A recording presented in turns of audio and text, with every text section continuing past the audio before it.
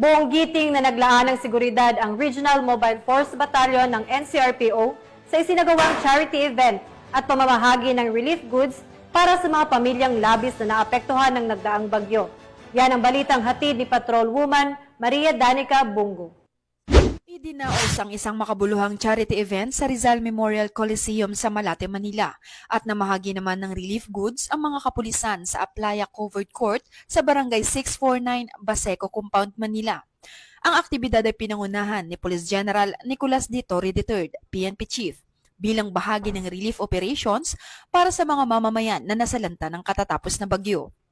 Sa ilalim ng pamumuno ni Police Colonel Celso M. Rodriguez, Force Commander, 300 kapulisan ng RMFB, kasama ang mga opisyal na sina Police Captain Jerry M. Gilisanga, Contingent Commander, Police Captain Reinhardt Duladul at Police Captain Jimmy Villaor, Company Commander, ang nagsilbing area security at CDM contingent sa nasabing aktibidad.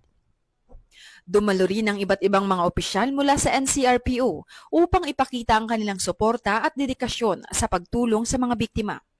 Ang mga ganitong aktibidad ay mahalaga sa pagbuo ng mas matatag na komunidad, kaya't ang pakikiisa ang lahat ay lubos na pinahahalagahan.